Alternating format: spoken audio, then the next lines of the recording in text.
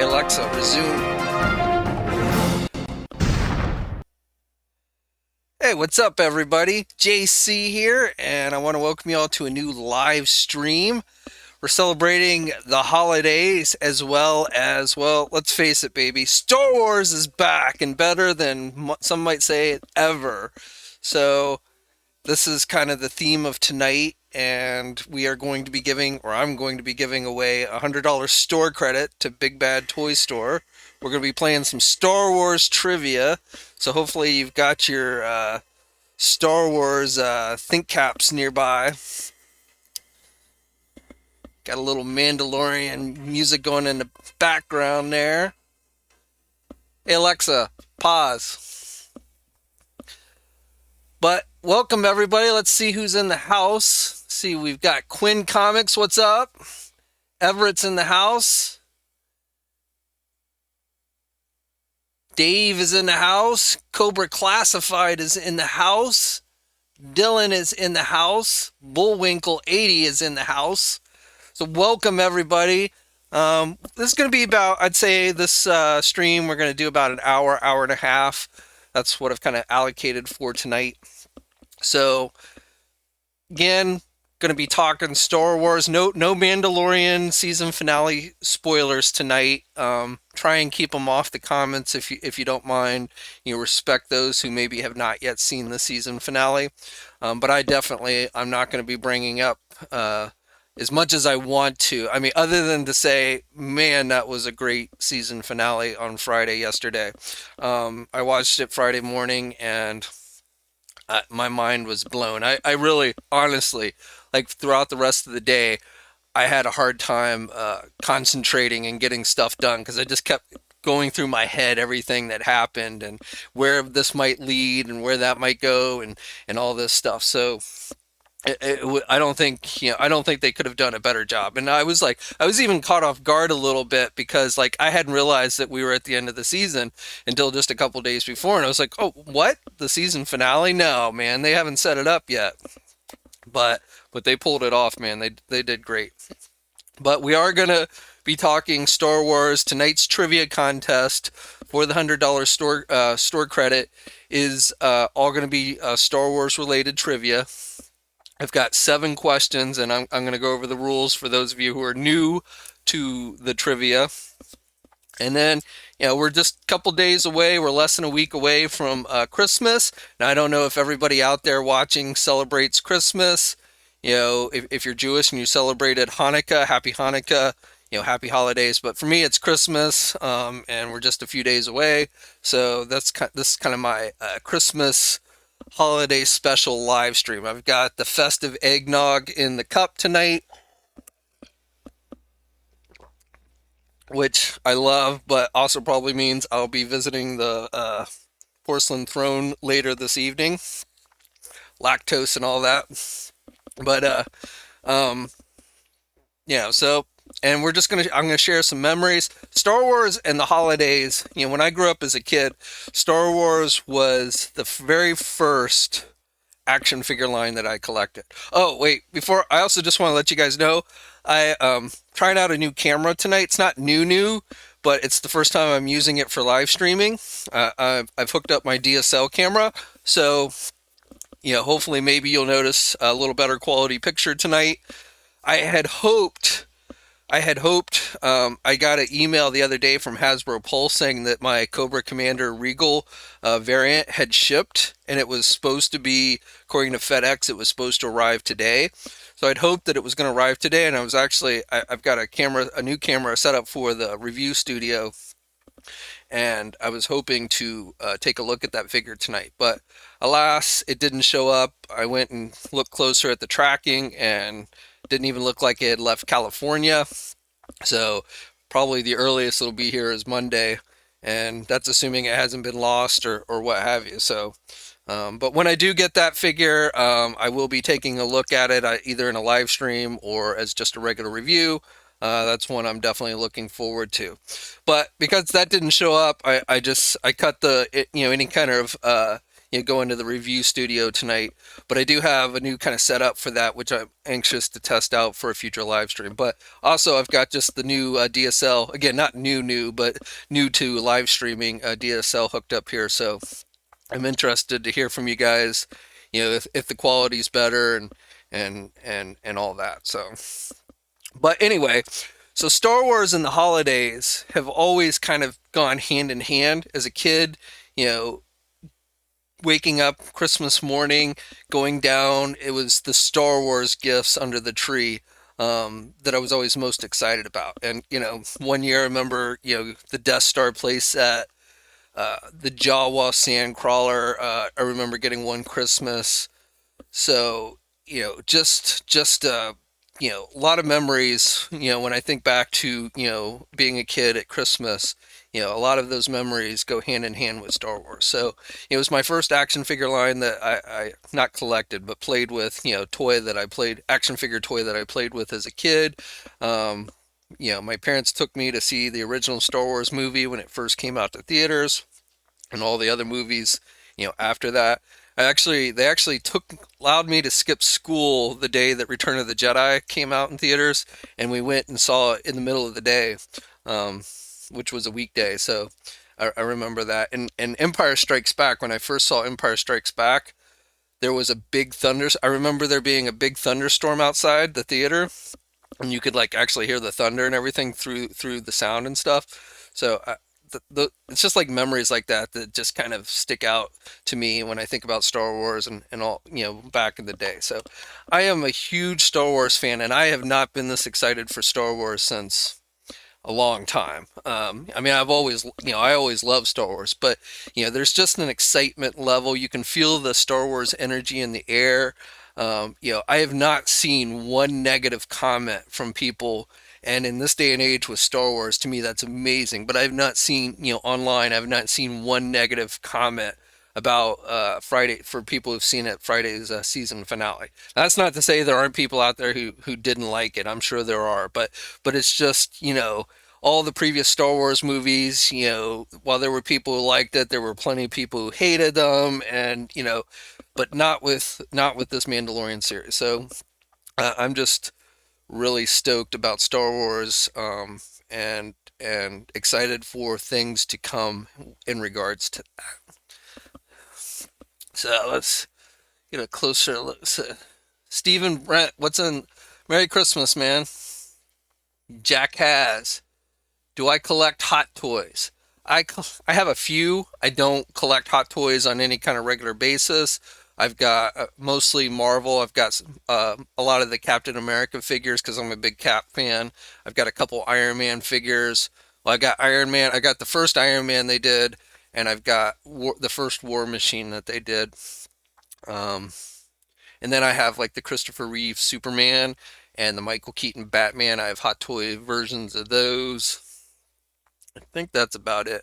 But I'm not an avid Hot Toys. They're just, I'm not a huge 12-inch figure collector in general, and then Hot Toys just really kind of gets out of my price range. I'd go broke if I tried to collect Hot Toys on a regular basis. Preston, yo, what's up, man? You don't know me, man. What's up? Star Wars was dying as a kid. First figs. Wait. Star Wars was dying as a kid. First figs, Boba, TIE Pilot, and Akbar, and only vehicle I still have a B-Wing. So I had the B-Wing, the original Kenner B-Wing. It was actually one of the last vehicles that I probably ended up getting as a kid. I started around that time, the original Power of the Force Kenner line. I did not really collect that. That's about the time that I stopped collecting Star Wars toys, or not really collecting, but buying them to play with and stuff. And I didn't really start back up with Star Wars again until Hasbro started releasing some of the Power of the Force stuff. I was actually in college when that came about, so I didn't get a lot of them, but I picked up a few, and I actually didn't like them that much because that was Hasbro with their big, I don't know how many of you remember the big over muscular Luke Skywalker figure and things like that. So I got a few of those, and it was really believe it or not, it was episode one that really kind of pulled me back into Star Wars full throttle.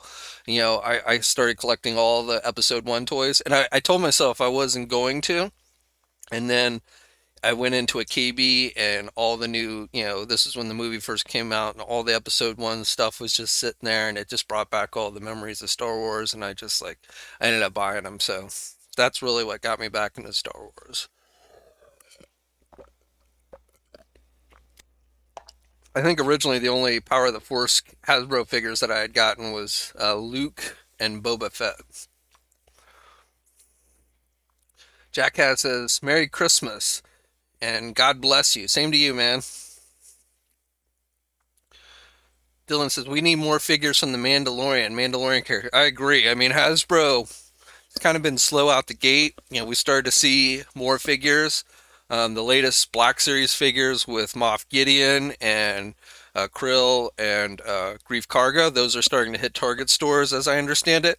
I was at my Target this morning and they had jack shit. They did have nothing. They had the Dagobah, Luke, and Yoda 2-pack, and that was, I think, it for Star Wars. I mean, the shelves were clean, and I know they haven't stocked anything in like the last week or so because that was pretty much the same thing they had, or if they did, they stocked it in very little and they sold out quickly. But it was like the exact same stuff that they had before, only less stuff. So I don't think they've been stocking the shelves at my local Target. You don't know me. Hello, I'm Luke. He's Skywalker, man.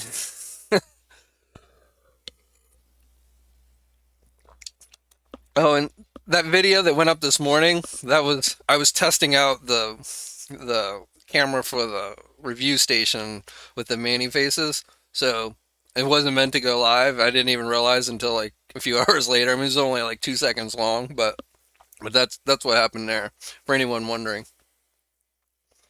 All right, so trivia contest. Okay, so I have 7 Star Wars related trivia contests.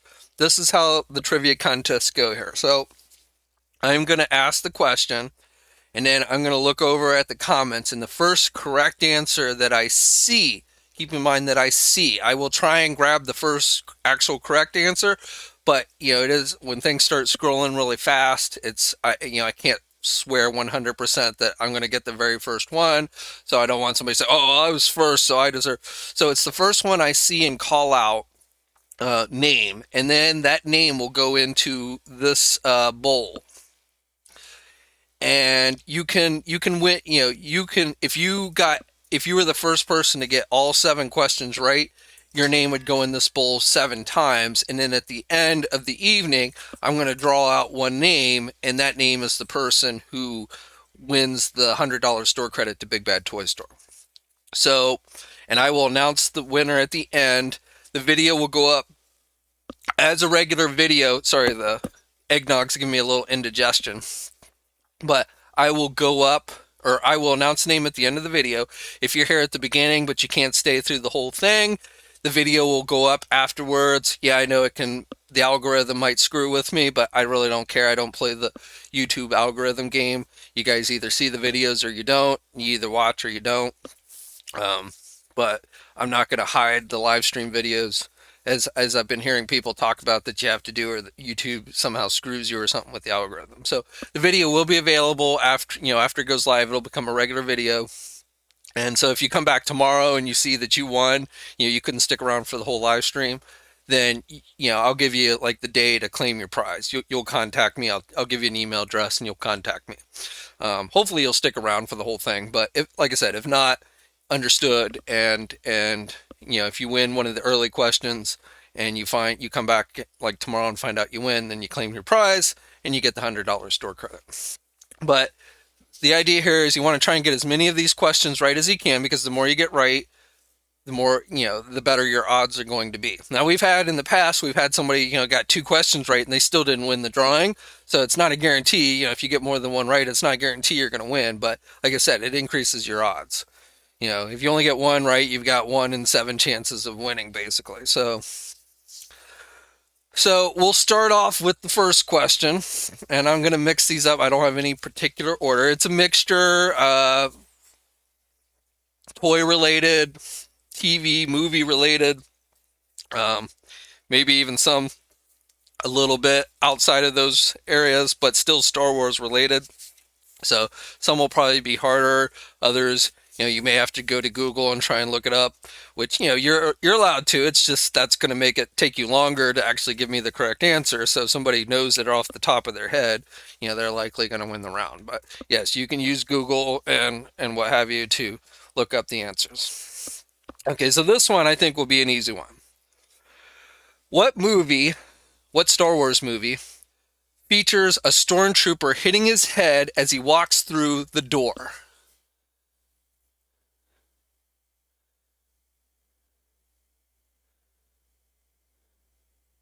Let me read the question again. What Star Wars movie features a stormtrooper hitting his head as he walks through the door?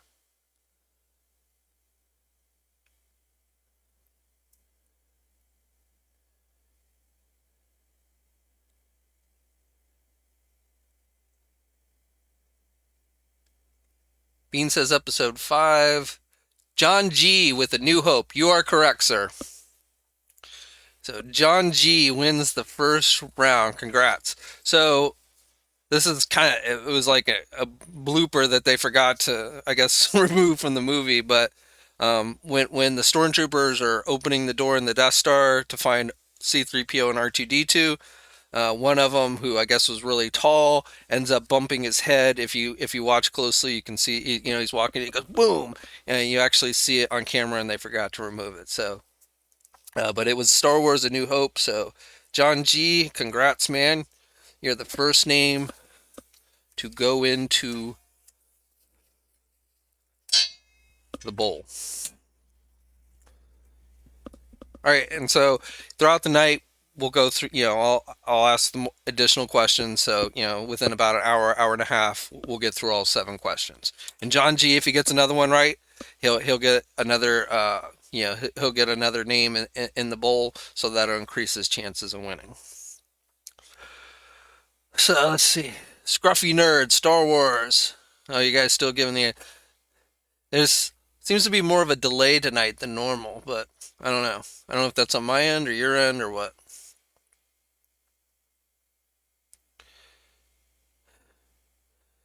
Any episode 1 and later movie questions? Not movie, no. Sorry, I probably should have thrown in a prequel question, but I kind of did, but not movie related. Bean says his finger hit 5 instead of 4. Oh, that sucks, man.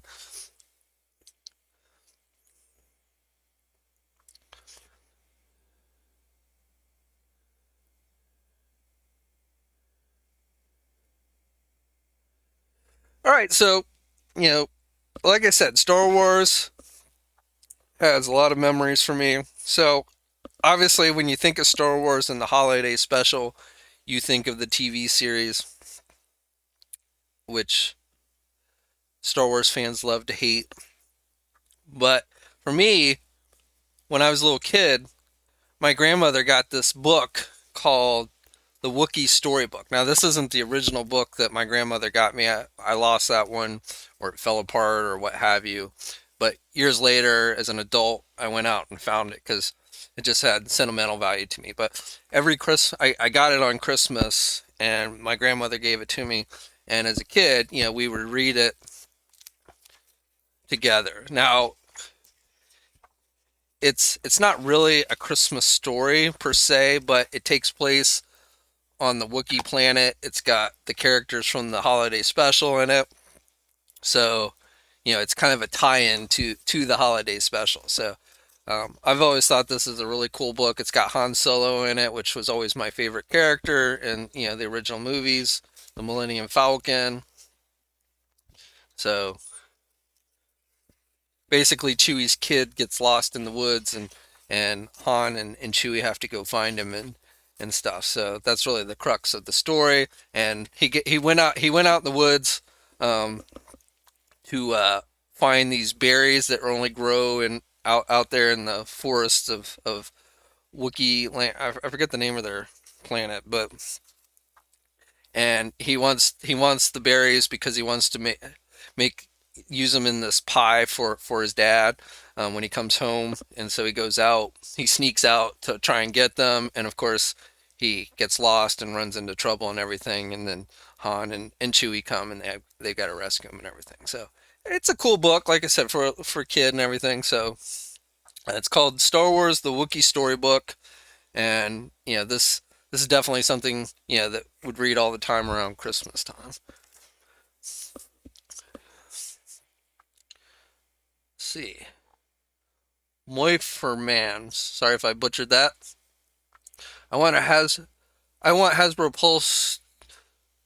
I want Hasbro Pulse sells build a figure fully for those who can't buy the wave, but those who I think I get what you're saying. You'd like Hasbro to sell essentially build a figures as deluxe figures or something direct. We kind of do that. I mean, not through necessarily Hasbro Pulse, but they've been releasing some of the older build a figures, maybe changing them up a little bit and selling them as deluxe figures. So I do expect that trend to continue. Everett asks, "Hey Jay, will the Ironheart figure come with an alternate head?" I don't know, man. As I said in the report, all I know are names, so I don't know anything about accessories. I haven't seen the figures. I don't know exactly, will it be the original armor? Will it be the more colorful one? I don't know. So, with that Iron Man rumor wave, I just have the name. So I speculate, and it's possible there could be an alternate head, but I just, like I said, I really don't know those fine details. We won't know those until we actually see the figures, until Hasbro officially announces the wave or what have you, or if in some cases when they show up overseas beforehand or what have you. But until we actually see the figures in some way, we're not going to know that stuff. Jared says, "Merry Christmas." Same to you, man.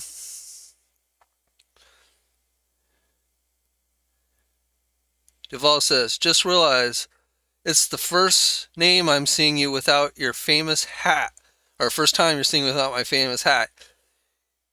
You don't mind if there's a story about the hat?" So yeah, I've got my Santa hat on for, Christmas and all. But the hat I normally wear, it says Iron Man on it, and it's not actually in reference to the Marvel Comics Iron Man. It's in reference to the triathlon Iron Man series, which is a very grueling and extensive race where you've got to run a marathon, you've got to swim 2.3 miles, and you've got to bike a shit ton. And I haven't been doing them in recent years, but I used to do a lot of triathlons. And so I've done like 4 different Ironmans. And so that was just, I love red and black. And it was just a hat that I got in one of my races. And so I often wear that. But so not any kind of real special story, but that's where it comes from and such. Z2K, any more news on the Iron Man wave? I'm not sure what's the last news that you saw, but I have announced all the names of all 7 figures for the wave. If you haven't seen that, the report's up on Marvelous News, and I also talked about it in my last regular news video. So go check those out if you haven't seen that. Bullwinkle 80, Dorkside Toy sells Build-A-Figures and Build-A-Figure pieces. Yeah, so that's cool. Some places, or you can even go to eBay if you're looking for like something specific. There are ways you can find, to buy the Build-A-Figure without having to buy the entire wave. But as Hasbro just doing it in general, I mean, I don't think they're going to do straight up reissues, but I think variations as deluxe figures. Chino, have you had any updates on Bring On the Bad Guys wave, mainly in relation to the Build-A-Figure? No, I haven't. That again is something we won't know until Hasbro officially announces it, or again, if like the actual figures themselves were to leak out or something, if somebody got their hands on the wave early and we could see the packaging, see the pictures behind the packaging, but really until, those kinds of finite details, really until Hasbro announces it, we just got to kind of wait. And, I think that's a good thing. I mean, it leaves some surprise, so we don't know everything. We have an idea. I think it's nice. I mean, and this is me, but I think it's nice to have an idea of what's coming so that you can budget for it. I don't really get the surprise has been ruined. But at the same time, for those who do like surprises and stuff, not knowing what the Build-A-Figure is, or not knowing what the actual accessories are going to be, or even sometimes not even knowing exactly how the figure's going to look. I mean, those are the surprises that I think it's kind of cool.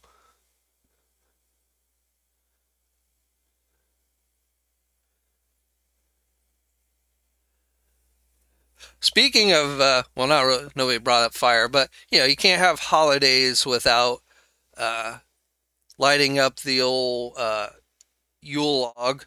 So, of course, we'll have to do it virtually here. But in keeping with Star Wars, our Vader Yule log.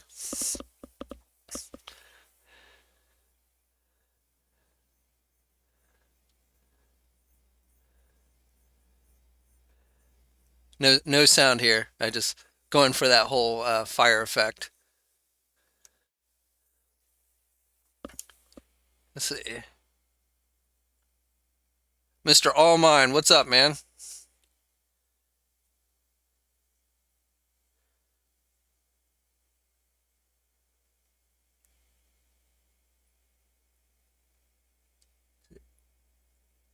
Will I be doing a top 5 or 10 figures of this year?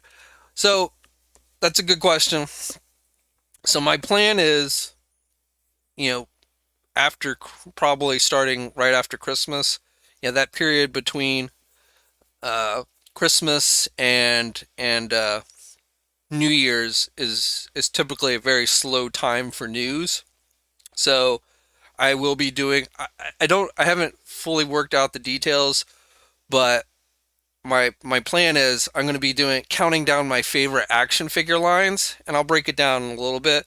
But I thought I would do like maybe live streams where each live stream I go over my favorite action figure line, maybe counting down the top 5 action figure lines or something along those lines. But I was thinking of doing it as a live stream where I have the figure set up for the waves.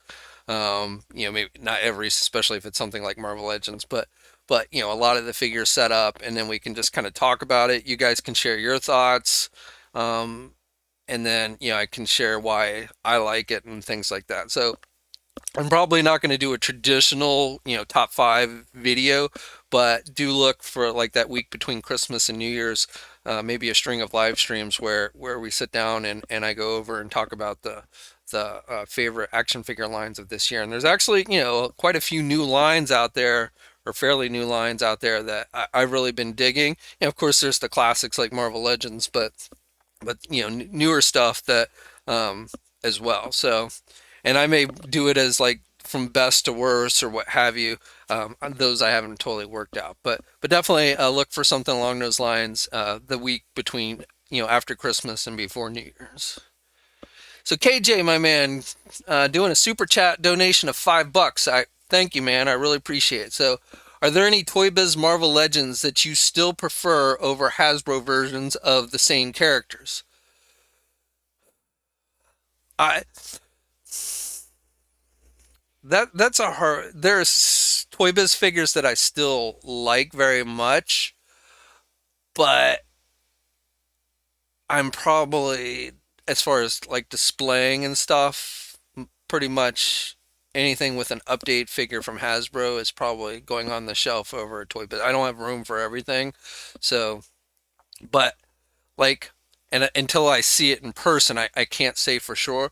But I'm still on the fence with the upcoming MODOK figure, because that Toy Biz one is a damn good MODOK figure, And so I'm, being that MODOK, the Hasbro one, is going to cost $50, it's going to really have to knock my socks off in person for me to replace it, replace the Toy Biz one with that one. So that could be one, definitely I think has potential for being that. But for the most part, while there are definitely Toy Biz figures that, I think still hold up fairly well, even by today's standards, and maybe suffer a little bit with sculpting, but the paint applications are so better or what have you that it kind of outweighs. But probably I can't, at least off the top of my head, I can't think of any Toy Biz figures that I've kept on the shelf over ones that Hasbro has done recently. Steven with a super chat donation of $4.99. Thanks, man. I love The Mandalorian, but Vader is still the face of the franchise. Merry Christmas. Same to you, my friend. Same to you. You know, I guess to me, Han Solo is the face of the franchise, even though I know what you mean. Vader. I mean, Vader.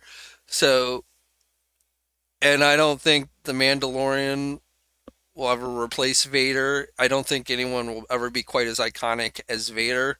And I think Vader, not only was Vader a badass, but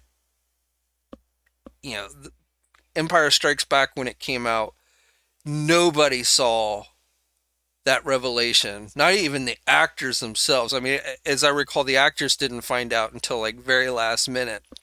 And so, you know, again, this was before the internet and stuff. It's much harder to do that kind of thing these days. Though I do think they did a pretty good job with the season, without going any details. I think they did a pretty good job with the season finale of Mandalorian with shocking a lot of people. But really, that revelation of Vader being Luke Skywalker's father at the end of Empire Strikes Back is just, it's movie history. And so not only was Vader just a badass, James Earl Jones's voice was so iconic, but that revelation with Vader and everything, I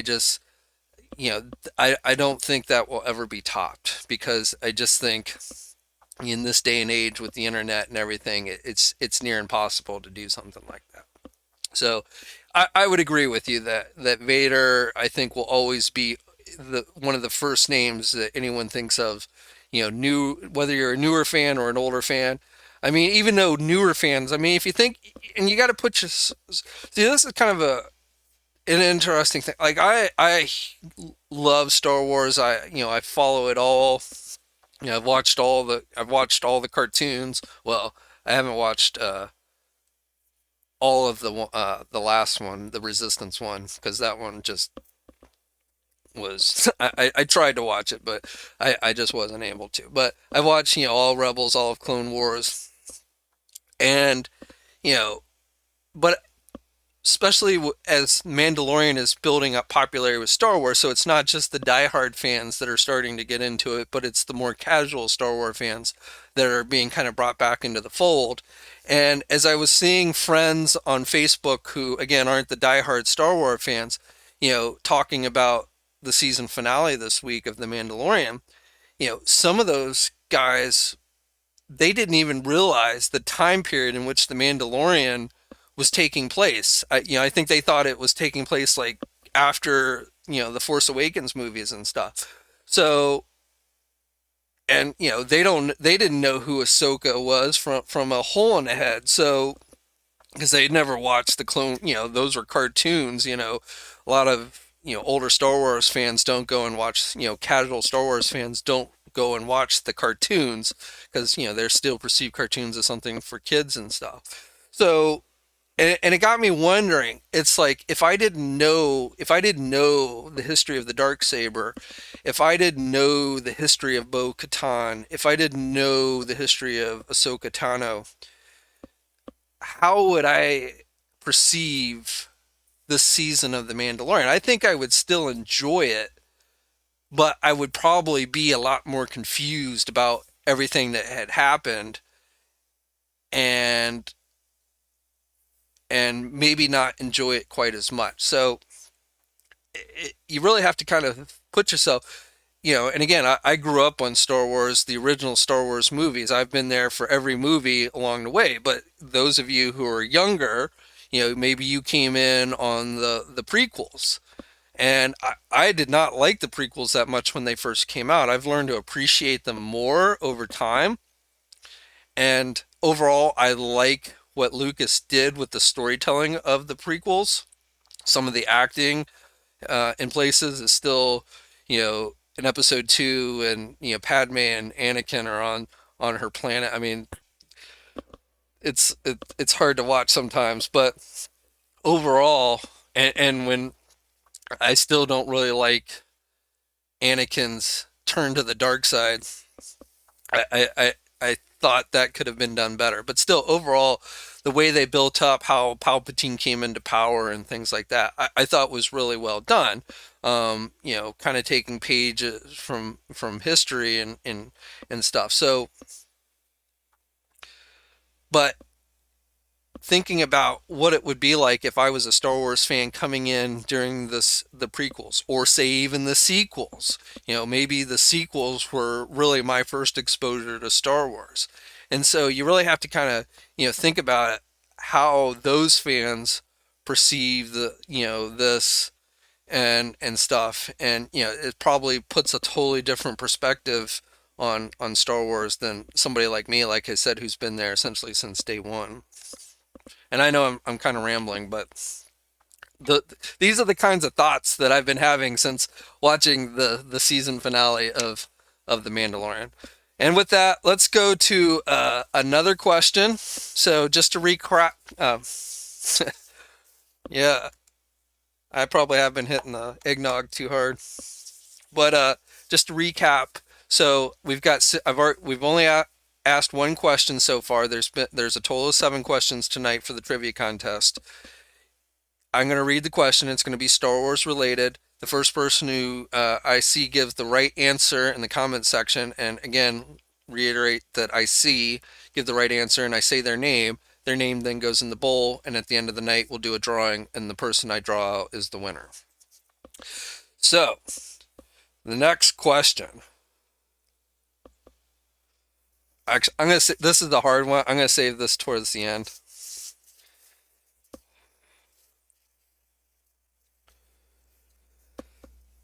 All right. What character was last seen with Grand Admiral Thrawn?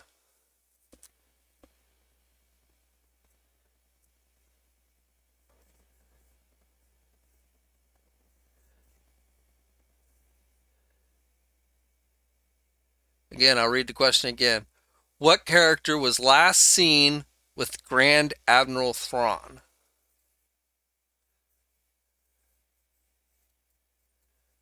I feel like a lot of you are hitting Google right now. Ezra, there we go. Bean 2099. You got it this time, man. Yep, Ezra Bagger from the Rebels TV series or animated series was both him and Thrawn got carried off by those weird space aliens.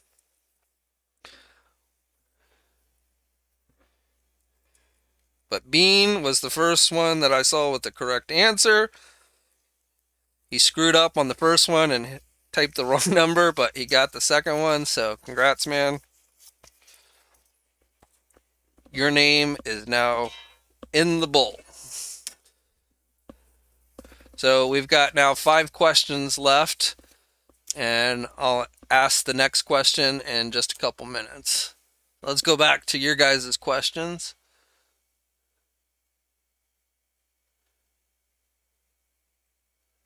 Waffle Man, was the first Iron Man movie toys Marvel Legends or not? Like Stain and Iron Man with Arm Blaster. Also,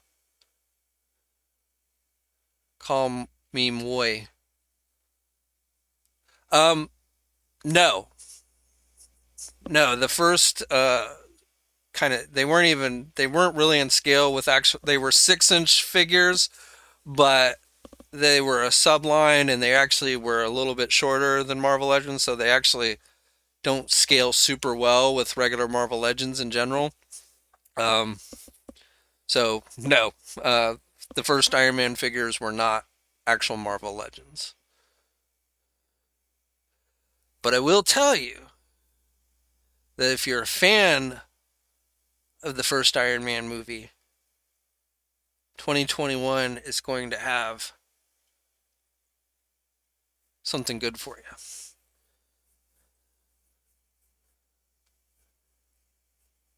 At least based on what I've heard.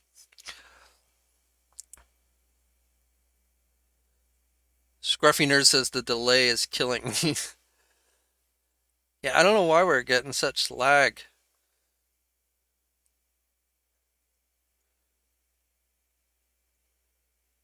Guy stuck in the US.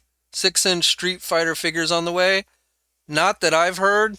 Somebody actually on Facebook, maybe it was you, I don't know, but somebody on Facebook asked, like, was wanting Street Fighter versus Marvel Capcom figures. And I mean, I can't say 100%, but I've not heard or seen anything indicating that there would be that. Hasbro, it's been a couple years now, but they did a few 3 3/4 inch figures. They did Ryu. The Marvel ones were all just essentially reissues of figures they'd done before, but they did actually crank out a few Capcom figures. So I suppose they could if they wanted to, if they could do them in 3 3/4 inch. I don't see why they couldn't do them in 6-inch. I mean, granted, Storm Collectibles does 6-inch Street Fighter figures, but Storm Collectibles is an overseas company, so I don't think there would be a license conflict there. Though Hasbro may just be like, well, technically they're overseas, but a lot of people here in the US still buy those, and there's probably, they might not see enough demand for them to do it. And as far as the license goes, I don't know what kind of access they have for doing them. Again, they did those 3 3/4 inch, but I've also heard that, from multiple people in the industry, that Capcom can be a very difficult company to deal with in regards to, their license rights and stuff, and doing like action figures and stuff. So that's the long answer. Short answer is I've not seen any indication of that from anybody.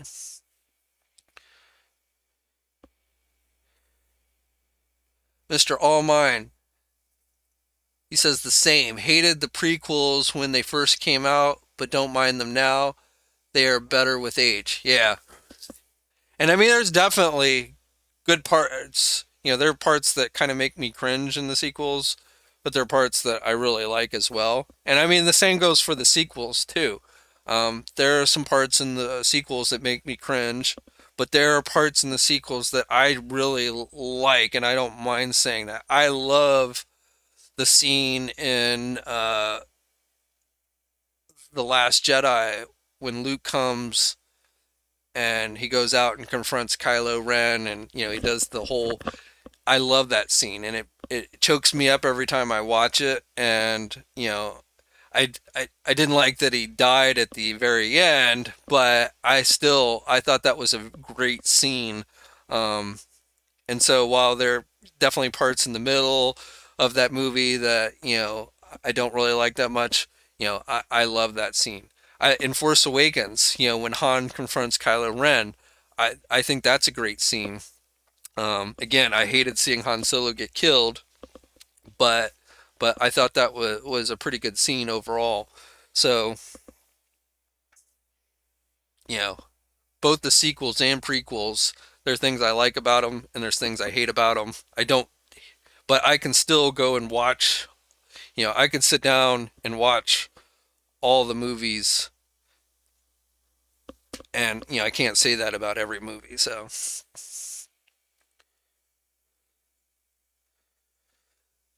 Blake, what's up, man?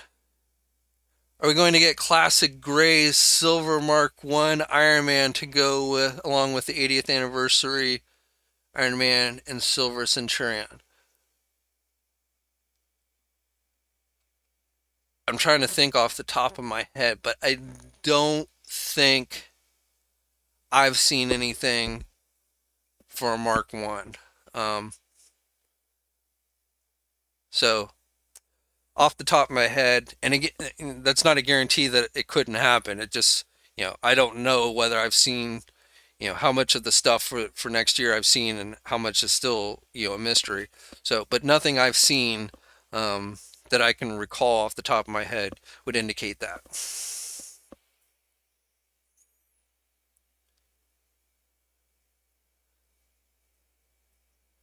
You said sequel 2 times.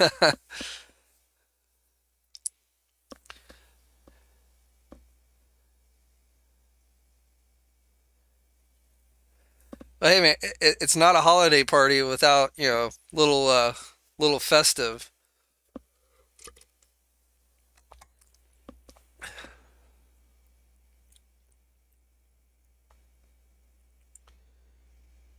Is Mando Monday still happening this Monday? You know, I've actually been wondering that myself. I don't entirely know. There might be one more. If they do it this Monday, I think that would be the last one.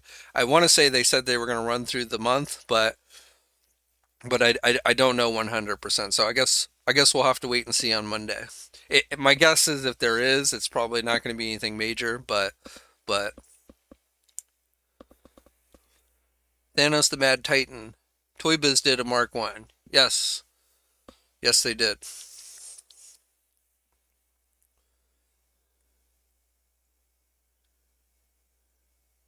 Carl says he doesn't understand Rey and Kylo Ren kissed. There was no sign that they had a love relationship. Yeah, I've actually talked. Me and my wife have talked about that, and her theory is it wasn't really a love kiss. It was more of a they survived this and had grown some type of bond between each other. So I don't think they were in love with each other. So I don't think, and I kind of agree with my wife. I don't think it was that kind of kiss, but but I I couldn't say for sure.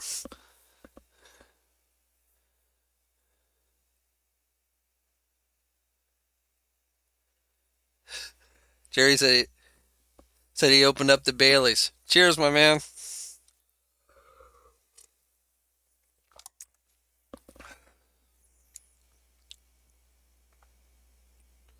AJ says he wished Kylo survived. I I wished at the end. I thought it would have been better at the very end when Rey's on Tatooine and after she buries the lightsabers and she looks over and sees Luke and Leia. I think it should have been all the Skywalkers. I think it should have been Anakin, Luke, or you know Ben. I think it should have been all of them. Been like a family portrait type thing. So I kind of I don't necessarily mind that Kylo died because I mean I don't think he would have been welcome back in the Rebel had he lived. I don't think he would have been welcome back with open arms with everything that he did. Same thing with Vader. I mean, had Vader survived Return of the Jedi, I mean, he kind of redeemed himself in the eyes of his son, but I don't think the rest of the galaxy would have been so quick to forgive him. So him dying was probably the best thing to happen to him, and Kylo I think was kind of in the same boat.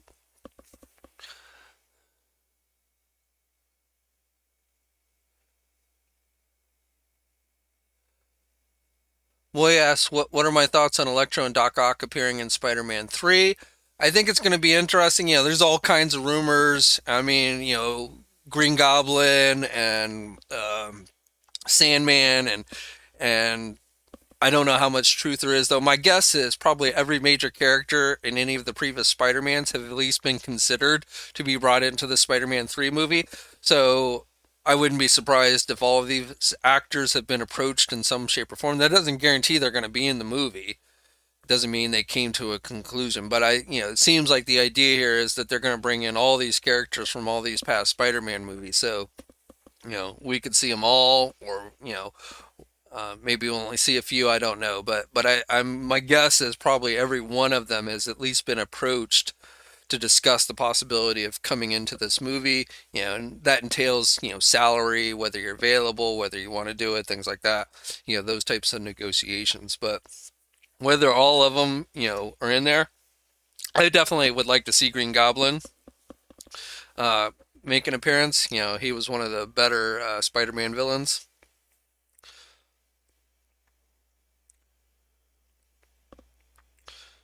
So But I think it'll be. I mean, I think it has potential to be if they do it well. I think it has potential to be good, and I think because the Spider-Man movie is going to have a close tie-in with the Doctor Strange movie, so that's really kind of how I want to see, because so far the first two Spider-Man movies really didn't have that drastic bearing on the rest of the Marvel Cinematic Universe, whereas I think the Spider-Man 3 movie very much could play a major role in the overall MCU. So uh, that's that's kind of where I am, and I'm surprised that we actually haven't heard anything about like Michael Keaton being coming back for this movie. So I hope that maybe that's just something they've kept under wraps. So obviously Michael Keaton is probably pretty busy these days because he's going to be in the Flash movie and stuff. So maybe his schedule just doesn't permit it. I don't know, but I would like to see Michael Keaton return.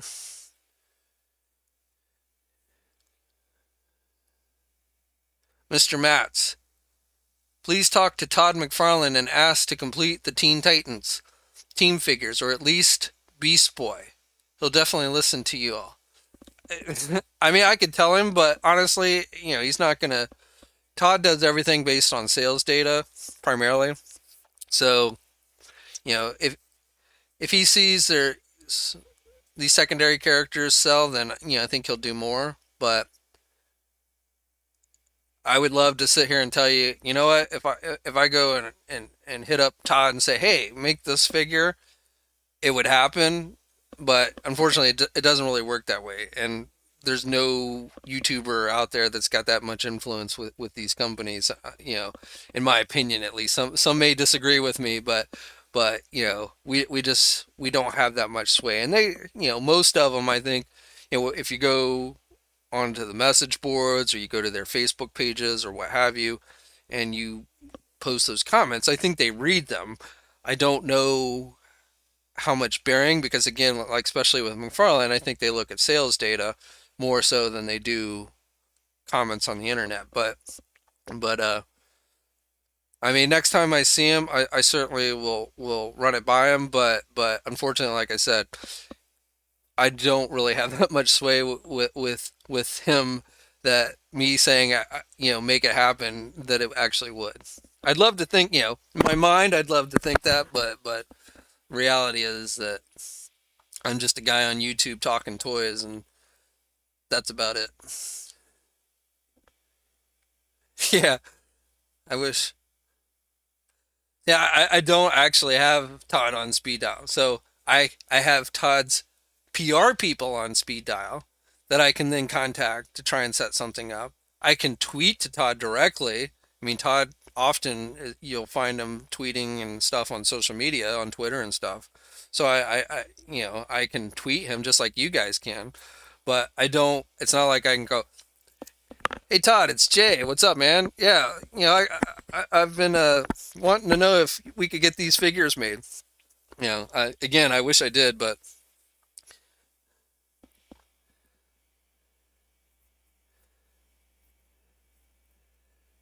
action figure expert. Hey JayC, if a person has not logged into Cheer and I from 7 years, have they lost the accounts?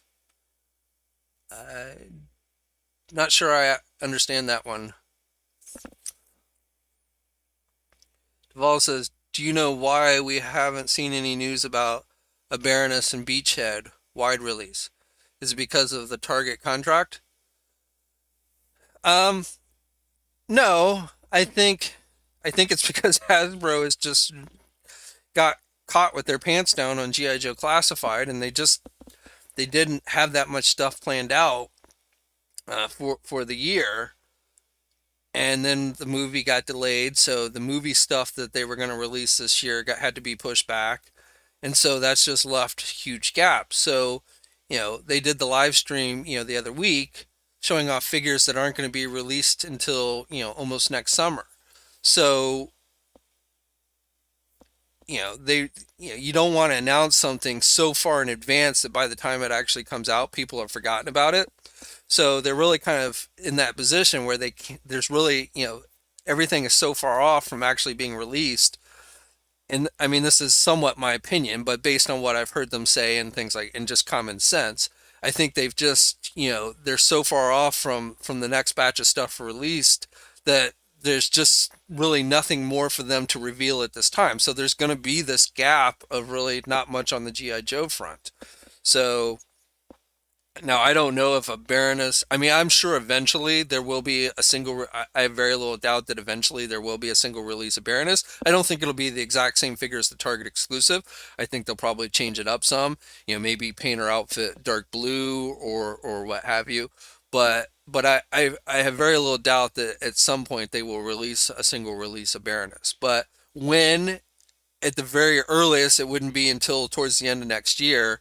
And so, we just kind of in this waiting pattern, I think, with G.I. Joe, unfortunately. We all want the next stuff. I mean, I would love to get my hands on Flint and Lady J right now. I'd love to get the Zartan figure and the Viper. But, those figures are really, I mean, the Target Wave, the Viper and the Firefly are getting closer to release. They get released next month, or at least they're supposed to be.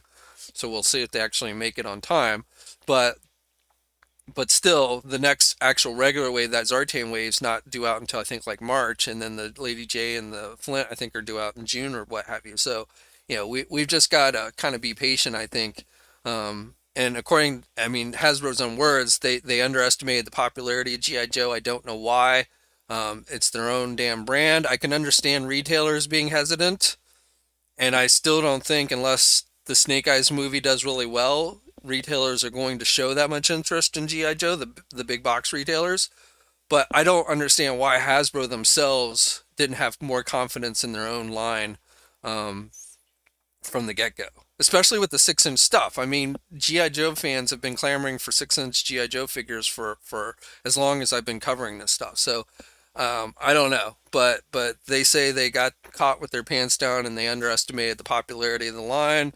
And so there's just this gap of when we're going to see stuff. So patience is going to be a word I think we're going to have to hear a lot with G.I. Joe for at least a couple more months. The Krang Rebellion, just wanted to say Merry Christmas. Hope you have a great one. Same to you, man. Thanks for all the videos this year. We've needed them in 2020. I hear you. It's been a rough year. So I also just wanted to update you guys because I made a post on social media, and I don't want to delve too much into this because I want to keep things kind of uplifting in this video. But this week we learned, or me and my wife learned that her parents, my in-laws, mom and father-in-law, tested positive for COVID. My father-in-law just had the basic symptoms. I don't want to say basic, but the more flu-like just symptoms of aches and pains and fever for a bit. Not a pleasant experience, but not life-threatening. And he's pretty much over the hump. But unfortunately, my mother-in-law, who has diabetes and some other health issues, was not as lucky, and it really went after her lungs. And she was, at one point, we were really worried that she might not make it. She had to go into the hospital. I am happy to report that she is doing much better. They put her on oxygen, and she's still having to be on oxygen, but she is actually supposed to be coming home today from the hospital. And we don't know if she's going to have to stay on oxygen long term. We don't know how much damage was done to her lungs, but she's at least, it does not look like, she's going to end up dying or anything from the COVID, thank God. So I just wanted to update you guys because a lot of you had been asking, because I had posted about it on social media. I don't want to get into COVID and all that because I don't want to be bring the video down, but it's definitely been a hell of a year, and hopefully 2021 will be much better. Let's see. On that note, let's do another question. mix it up. So again, just recapping for anybody just coming into the video, I've asked 2 questions. There's a total of 7 questions, all Star Wars related tonight. Um, and I'm going to ask the question. First person who gives me the correct answer in the comment section, the first person I read the name of that I see giving the correct answer, will then have their name put in the bowl. At the end of the night, we will draw one name, or I will draw one name, and that person will win the $100 store credit to Big Bad Toy Store. You can win more than one round. So if you get multiple questions right, that increases your chances. Theoretically, even though we know there's 2 people so far, but again, you can have multiple correct answers, and that increases your chance to win. So, and again, all questions tonight are Star Wars related.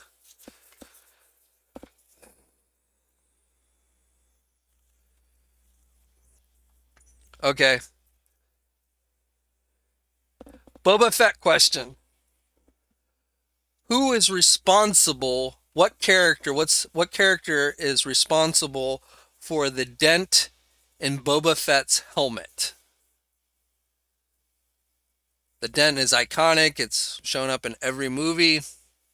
And they actually, just a few years ago, explained to us how it happened. So what character is responsible for the dent that is seen in Boba Fett's helmet?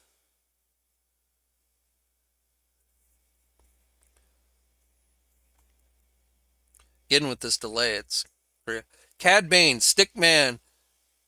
You got it right, my man. Cad Bane had a showdown with Boba Fett when he was younger and when he first got the armor. And Cad Bane, they had a Western-like showdown, and this was done in this was never actually featured in any of the actual Clone War cartoons, but during Celebration, Dave Filoni put out this unseen footage of this showdown between the two, and it was established then that this was actually canon. And so they had a showdown. Bane got a shot off and hit the helmet, only denting it. Fett got a shot off and, from all intents and purposes, looked like killed Bane. Though, as we often know in the Star Wars universe, people don't always stay dead.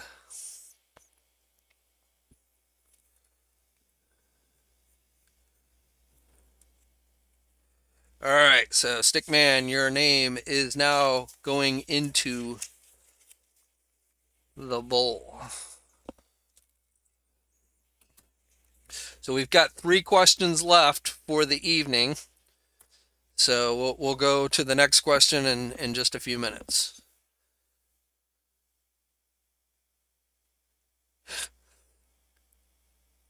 Moy for Moy, we'll go with Moy. Who was the first person to do toy reviews here on YouTube? I have no idea. I know probably the one who's still fairly active doing reviews. The oldest one that I know of is Pixel Dan. Shartimus has been doing them for quite a long time, but not quite as long as Pixel Dan. Sean Long, who really doesn't do reviews anymore, he was one of the early guys. But I don't know who the very first person to do toy reviews. I was kind of late to the YouTube game. I had my concentration was always on the websites, and so that's a good question. I would be interested to know. And are they still doing reviews today? My guess is they're probably not, but that would be an interesting thing to know.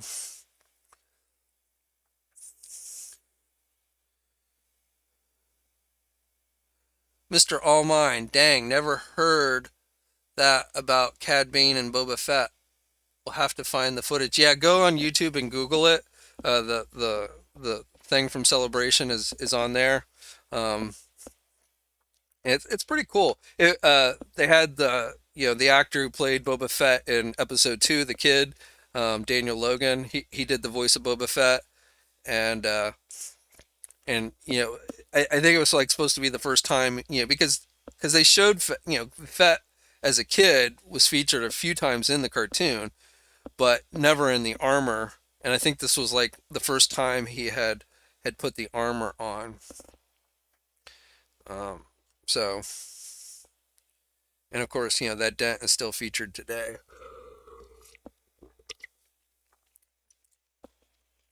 Now, reality-wise, why it actually dented, I don't know. You would think Beskar would stand up to a laser blast, but we won't quibble into that much detail. Are there questions related to Jar Jar? No, no Jar Jar questions.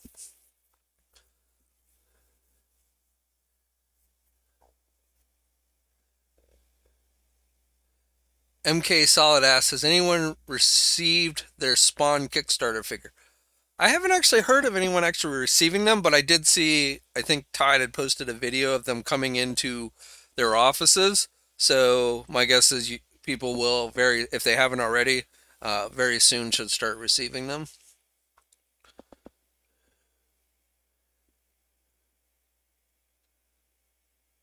Bean2099 says Pixel Dan has been around since the early days of YouTube, back when angry video game nerd and nostalgia critics were starting.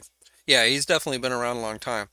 Now, this may be a little known fact about Pixel Dan that you don't know, but before he ever did YouTube, Pixel Dan was actually a moderator on the TNI message boards back when he was a kid, like in high school. That's how old I'm freaking am. So, before he was Pixel Dan and before he was doing YouTube, he was actually a moderator on the TNI message boards.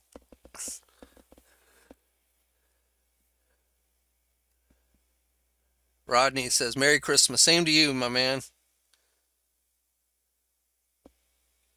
Jay Blue should have been in the animated series. Yeah, I don't know why they didn't actually put it in the actual included in one of the episodes. I guess because maybe at that time Clone Wars had run its course, and I guess they didn't know that they were gonna start doing new seasons again. So I don't know why they didn't actually ever officially put that showdown in one of the episodes. I would not be surprised if maybe we at some point in one of the live action series that maybe we get a flashback to that and we see it play out in live action.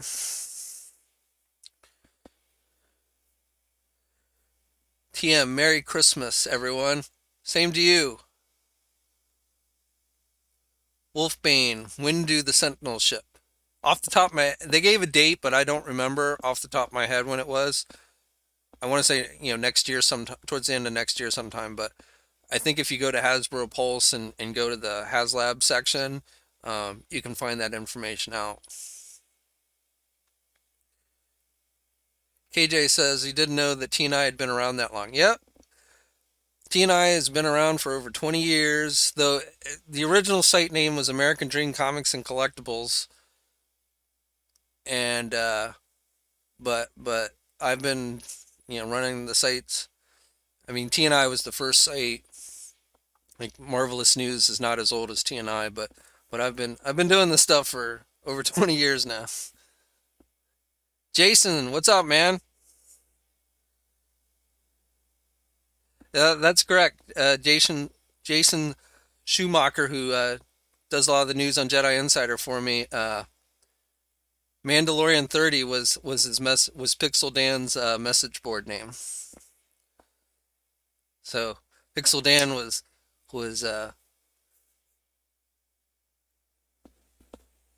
fanning the flames of popularity of the Mandalorian before it was cool.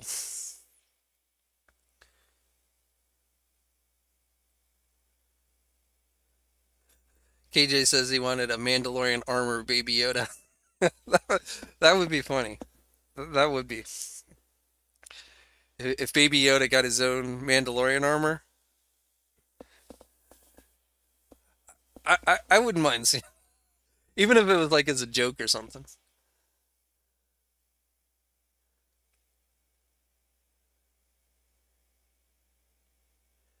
Michael wants to know if I can do another room tour soon. Would be great to see your figures. Yeah, I might do that again.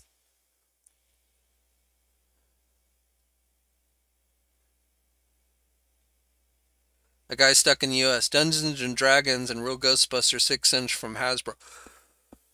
Well, I don't know if you saw the news this, I think it was this past week, but looks like there's a live action Dungeons and Dragons movie in the works. Looks like Chris Pine has joined the cast. So whenever a movie comes into play for something, you can bet that will open up Hasbro doing more figures. So yeah, I wasn't sure how popular that one D&D figure they recently did on Hasbro Pulse did. It didn't seem to sell out or anything, but with the movie coming, that almost, I mean, I don't know exact if it would just be movie figures. Sorry, the indigestion of I tend to be lactose intolerant, so eggnog, while I love, is not great for the digestive system. But with the movie coming, that almost guarantees that Hasbro will do figures. Of what, like, would they go back and do cartoon figures from the original cartoon series or what have you, which I know a lot of people want to see. I don't know, but for those just wanting D&D figures of some type with a live action movie coming, I think that almost guarantees it. KJ, is your wife tolerant of all the toys in the house? Well, the toys have their place in the house. They're not like everywhere in the house, but yes, she knew. In fact, I mean, I met my wife at my first job out of college, which was at a credit union. And what really kind of attracted me to her was I overheard her talking with another coworker about her love for Sesame Street. And so she's this huge Sesame Street fan. She's got some Sesame Street figures. We got that Lego set, that recently announced Lego set, and we put it together, built it together, and it's in her office, her home office. Um, so yeah, she's I mean she's not into action figures like I am, but she definitely kindred spirit there. Quinn's Comics. 80s animated series figures from Hasbro would be awesome. Yeah, I mean, again, with the movie, I can't sit here and say definitively, but I'm pretty sure Hasbro has seen, because I've seen it, and I don't follow D&D that much, but anytime someone brings up D&D figures, someone always says, we want to see figures from the 80s cartoon. So without, retailers aren't going to want to carry something based on an old cartoon just on its own. So Hasbro would have very little chance of getting that to a Walmart or a Target. But with a movie coming, if they just stick, with a D&D movie coming, they can just stick the D&D name on it and the retailers will then want to carry it. So I think there's a very good chance that with that movie coming, we could in fact now see a line of figures based on the 80s cartoon. Assuming there's no, I don't know exactly what kind of rights issues there are with the specific cartoon as opposed to regular D&D. I assume Hasbro has full access to all that stuff, but I couldn't sit here and swear to it. But assuming there's no kind of conflict with that, I definitely, with a live action D&D movie coming, I think we could actually see figures done from that original cartoon.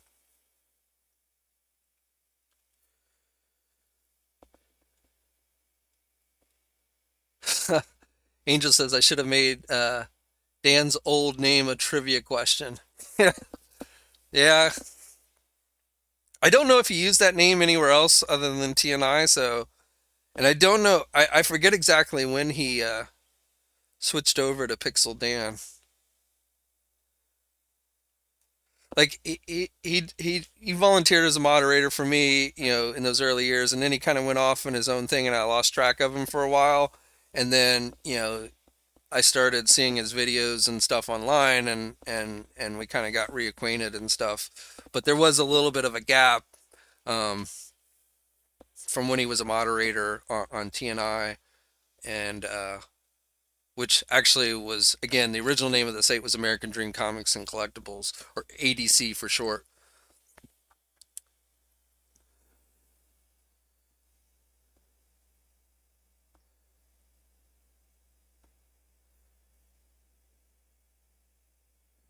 Let's see.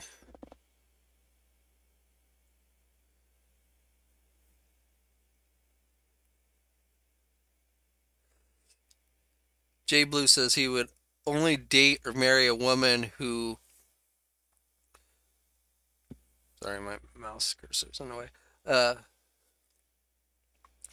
who'd only tolerate my collection. Thus far, I haven't met one. I mean, everything has to be. I mean, like I said, I don't have. I have like here in the basement, and I have my main office, and like I have a few in the bedroom. Actually, I moved most of the stuff out of the bedroom. Um, I had a few on a shelf in there, but I actually, when I set up this area, I actually moved pretty much all that stuff. So, I have essentially two rooms in the house, um, with action figures. So it's not like every room in the house is filled with action figures. And no, I don't think my wife would be too happy if I did that. And I don't think many wives would, I mean, like I said, they're going to be overboard with anything. Uh, um, my lost my camera light, but well, it got a little bit darker. But everything, and she has her things, so you gotta, you know, I don't think a spouse has to be into action figures, but you have to have a tolerance. Just and it goes both ways. Just and that's pretty much with anything in any relationship, I think.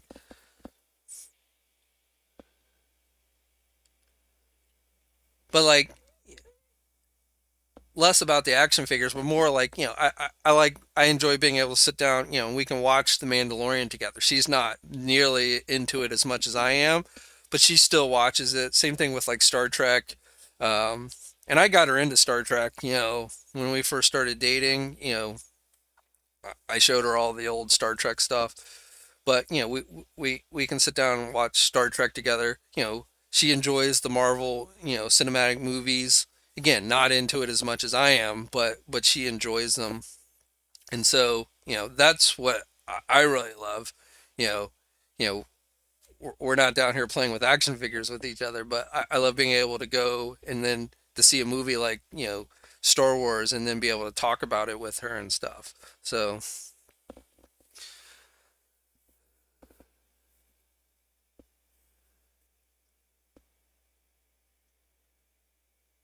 Bean29 says, you both have hobbies. Yeah, I mean, my hobby is my job. I mean, that's another element of it. I don't just collect action figures. It's part of my work. So I turned my hobby into a living essentially. But yeah,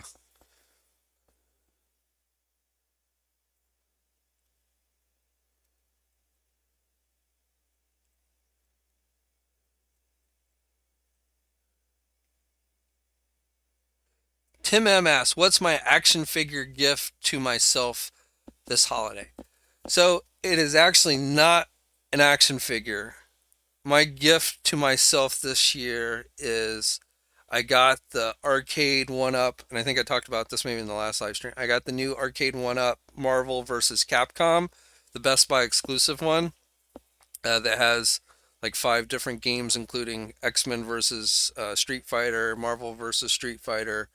It has the original Marvel superhero game, which I already have in the first Marvel machine that they did, and then a console game, and then the first Marvel versus Capcom game in it. So that I got. It's supposed to be here. I had to do in-store pickup, but it's supposed to be here. If it arrives on time, it's supposed to arrive at my local Best Buy for me to go pick up on December 24th. And so that's my gift to me this year is that game. So it's not technically action figure related, but kind of in that genre. And it's got Wi-Fi, so you can play people essentially online, I guess. So I'm interested to see how that's going to work. Um, but yeah, I'm kind of looking forward to that. I hope it doesn't get delayed. I hope it get because like I said, I timed it perfectly to be here like the day before Christmas.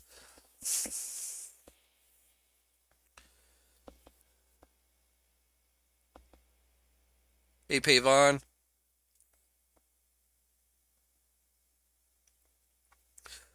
be safe out there. if you're traveling.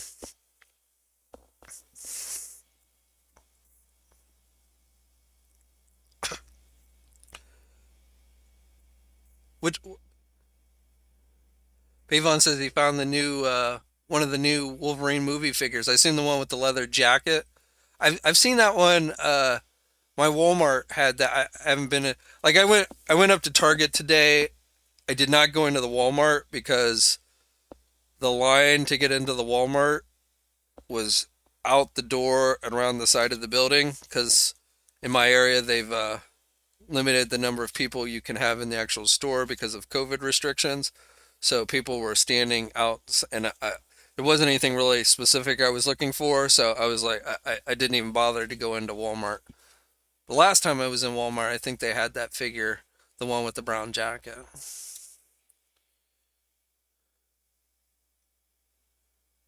Video isn't synced with audio, says Captain. All right. Not sure why. Yeah, there's been a delay on the comments, so I don't know what's going on with that. The mic's still hooked up the same way it's been, so I am using a new camera. Maybe there's a delay between the two. Yeah, always whenever you try something new with the streaming stuff, there's always seems like there's some hiccup, and like I pre-recorded stuff and it testing it out and it seemed to work fine, but I don't know why there's a delay. So I'll have to look into that. Hopefully it's not that annoying.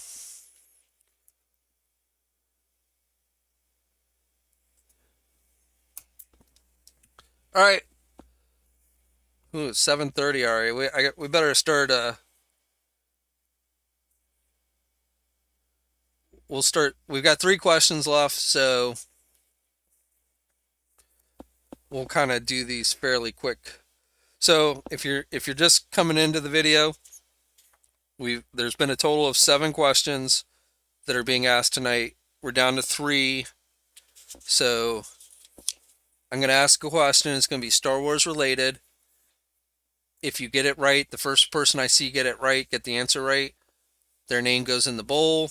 And then after we've asked all the questions, I'll draw one name out of the bowl, and that person will win the $100. So actually, I stand correct. We've got 4 questions. So yeah, we're going to start going through these pretty quick here. So this question is toy related. And the question is, what was the trash in the trash compactor of the original Kenner Death Star made of? What kind of material?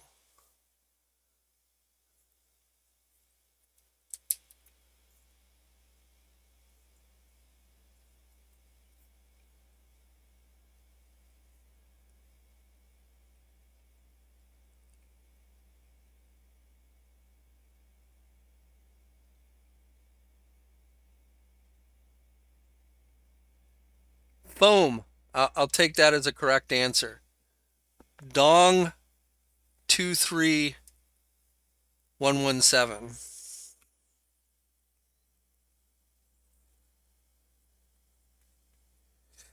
A foam spongy type material. They were little like sponge little cubes is what they made the garbage out of. So foam I will accept as a correct answer. So congrats, my man.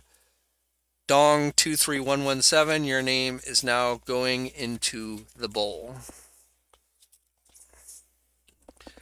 As far as the delay, the only thing I can think of, so normally in the past I'd been streaming through the laptop camera, so and the microphone is plugged in directly into the laptop. So I guess because I'm now using an external camera, but the mic is still plugged into the computer, that might be why the delay. So I guess next time I'll try and plug the mic directly into the camera and see if that fixes it.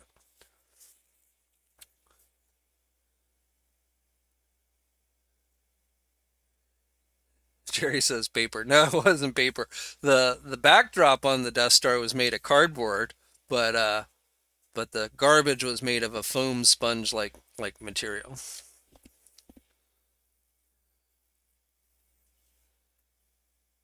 KJ says he thought he was first. Yeah, that's why I would say the first one I see, it's possible maybe it scrolled by before I saw it. So if you were, I apologize, man, but sometimes the stuff scrolls by so fast that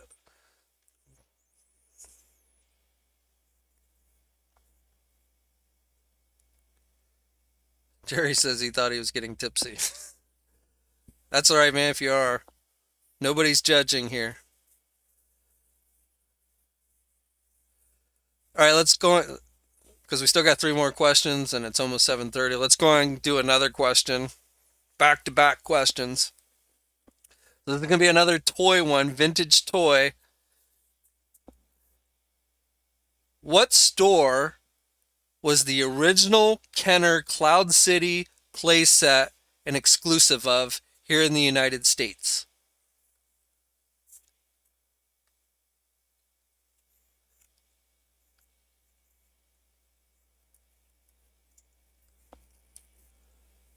Again, what store was the original Kenner Cloud City playset an exclusive of here in the United States? See, they even did exclusives back in the day. Sears, MK Solid 82. You're the first one I saw got the right answer. So congrats.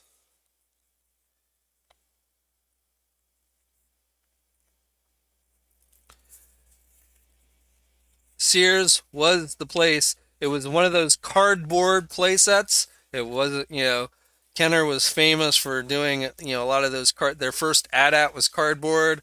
Their first Sandcrawler was cardboard.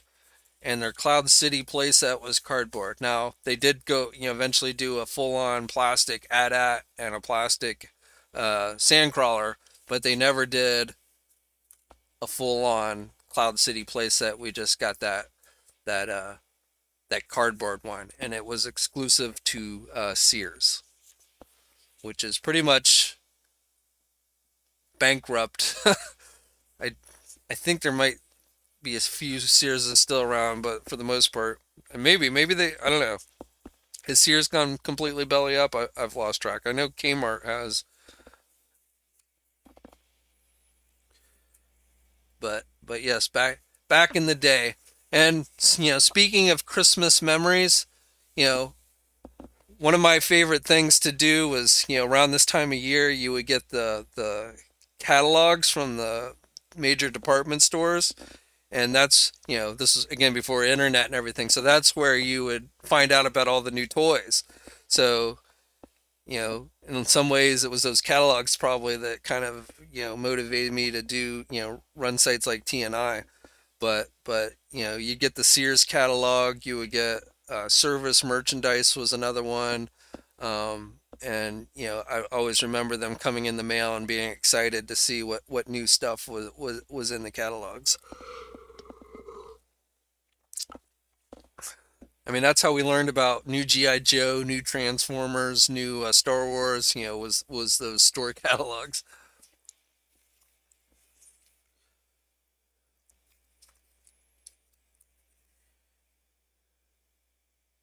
Yeah, the Sears Wish Book. And I don't know how many are aware of this, but Sears actually started out as catalog. They were, they didn't have when they first started. They really didn't have physical stores. You bought everything through the catalog, and then they built out from that the actual stores and everything. But Sears actually started out basically as a catalog and grew from there.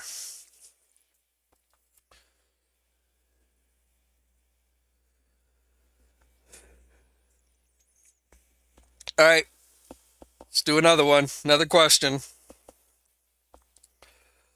What character in Star Wars did Jon Favreau, who is the man behind The Mandalorian, also directed the first Iron Man movie and everything, but what Star Wars character did he actually play?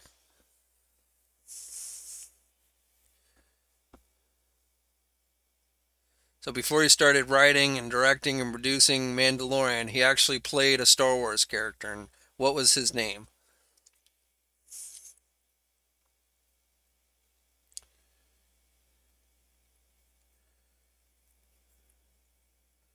You got it, Stilkman. That's number two for you.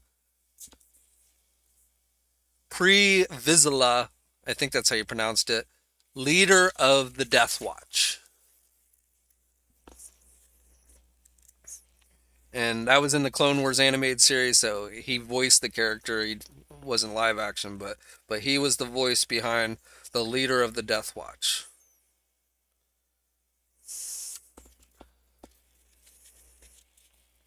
And he was the first person that we actually saw with the Darksaber. Was that character. And before the Mandalorian TV series, the last person we saw with the Darksaber was Bo-Katan, who had actually gotten it from Sabrine from the Rebels animated series. And I think we've talked about this before, but how Mandalorians must age very slowly, because Bo-Katan has been around since the Clone Wars days. She was pretty much maybe a little bit younger than Obi-Wan Kenobi, or at least that's how she appeared when she showed up in the Clone Wars animated series. So Obi-Wan, was this old man by A New Hope, and Bo-Katan after Return of the Jedi is still, very much, a fairly, young woman. So Mandalorians must age very slowly. Probably not as slowly as Yoda's race, but they must not age the same as a regular human being. Bullwinkle80 says service merchandise was where my dad got my first Transformer Optimus Prime. I'll never forget that day. I got a lot of Transformers at service merchandise too. It's not where I got my first ones, though I will tell you, and I think I've said this story before in one of the live streams, but my first two Transformers, G1 Transformers, were Optimus Prime and Megatron, and I got them from a drugstore called Super X. It was a local drugstore in Louisville, Kentucky, which is where I'm from. And, nobody thought Transformers were hot. I mean, they were as hot as like Cabbage Patch dolls back in the day, where like parents were literally fighting over them on, to get the last one off the shelf. So, but nobody thought to look at this someplace like this drugstore. And so this drugstore had gotten all these new Transformers in, like they had them all. And so for a little while, like very few people knew to look for them there. And so, it was easy to, while everyone was out at the main stores fighting to get their hands on the last Transformers, I would go to this drugstore and get them. So, but the first two that I got, my parents got me, were Optimus Prime and Megatron. So, I know that feeling. By the time I got to wanting to get Starscream, people had discovered that you could get them there, and so I missed out on getting Starscream for a very long time. I ended up having to get a bootleg Starscream from a gas station. They had, believe it or not, they had third-party Transformers even back then. That's why Hasbro ended up putting those little rub signs on the Transformers, because that was their way of differentiating them from essentially counterfeit Transformer toys.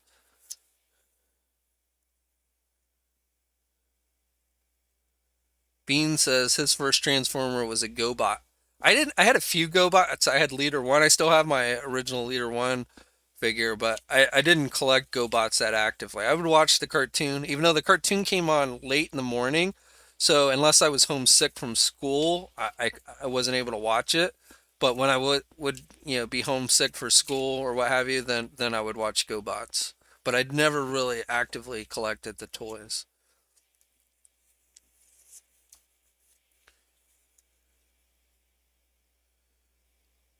Lord Vengar says, it would be awesome. New 6-inch Enter the Lost World of the Warlord Remco figures. I'm trying to remember those.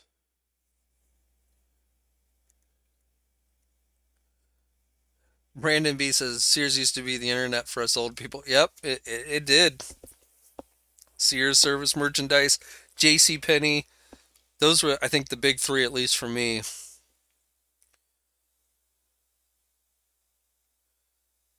Yeah, and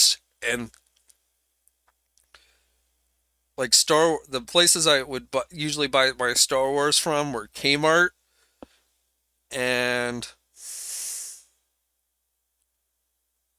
there was a local toy store called Thornberry's. It was a local chain. This was before Toys R Us and the big chain toy stores came along and put all the small guys out of business, which then eventually got put out of business by the big Walmarts and stuff. But uh but Kmart was probably, we didn't have Walmarts and this and in those early days we didn't have Target either. So Kmart was the primary place to go for Star Wars figures.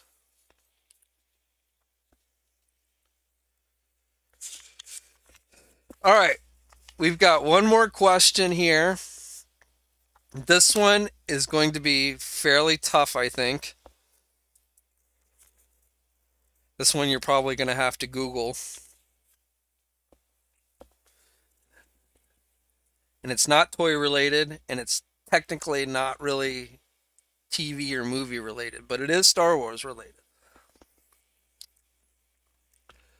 What Star Wars song hit the #1 spot on the Billboard Top 100? There's actually a Star Wars song that hit the Billboard Top 100. What was the name of that song?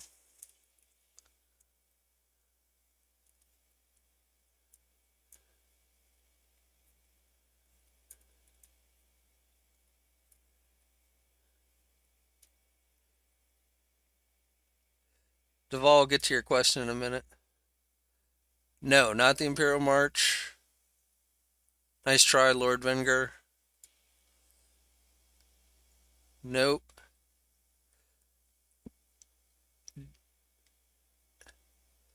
J. Some of you are coming in with Star Wars Disco. I'll take that one. J Blue 68 is the first one I saw with that one, so I'll go with that one. So congrats. The actual name of it is called uh, Mekos. I think that's his name. That's the singer. Star Wars theme / Cantina band, but it was a disco song, and it was actually played on top 40 radio stations. It hit the #1 spot on the Billboard back in October 1st, 1977. So, and they actually did. Yeah, this guy did some others. He did one for Empire Strikes Back. It didn't do. It was the Star Wars one was the only one that hit #1 on the top 100 billboards. But he did some others, Empire Strikes Back, and I think he did one for Return of the Jedi. But they were basically, he took the John Williams music and he made a disco theme. He turned it into essentially a disco theme style of music. So I always, when it would come on the radio, and they play like sound effects, like the laser guns firing, and you'd hear R2D2 and stuff. So I was a little kid when this was on the radio, but I always loved when it would come on the radio, and but yeah, it hit #1 back in 1977. So all right. The question about my favorite X-Men movie, it would be X2 is probably my favorite. I like the first X-Men movie as well, but X2 was the best of the bunch, I think. All right. So now we've got we've got 6 names because we got one repeat winner. So I am going to draw that person's name. Hopefully all of you guys who are in this bowl are still watching. But if not, I'll announce the name, and when this video becomes a regular video, you can check it tomorrow and you can contact me. I'll give you 24 hours or so to contact me to claim your prize. But hopefully you're still watching. I'm mixing it up. I'm prolonging your anticipation.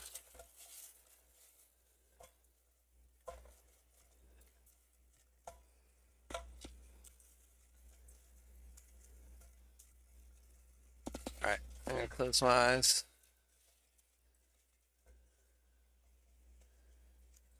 Okay, I've got one. So, the winner is in my hand. Okay. The winning question was, what character was last seen with Grand Admiral Thrawn? The answer was Ezra from the Rebels TV series. Bean 2099, you fucked up the first one, but you still came out the top winner of the day. So congratulations, my man. If you're still here, you are the winner of the $100 store credit.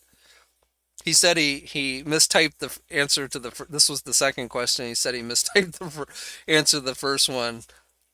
So he only got his name in the pot once, but one is all it took. So you can email me at j@enewsi.com. That's E, the letter E, and then the word news, and then the letter I.com, and I'll put it on there. There he is. Congrats, Bean. So he'll contact me, and then we'll get him set up with the store credit. And it's probably too close to get anything in time for Christmas, but he'll have a gift, arrive probably shortly after, assuming he goes on and uses the credit, to kind of give himself a gift if he hasn't already, But I want to thank everybody who tuned in tonight, listening to me ramble about Star Wars. I so much want to talk about the season finale of The Mandalorian. So I want to at least give it through the weekend before start talking spoilers and stuff. But I may do a live stream next week where we just sit down and talk about the season finale of The Mandalorian. Because I there's just so many things I want to talk about, and like what happened, and then where we go from here, things like that. But thank you everybody who tuned in. I probably will be talking to you before actual Christmas, but if by some chance I don't, I want to wish you all a Merry Christmas, a Happy Holidays.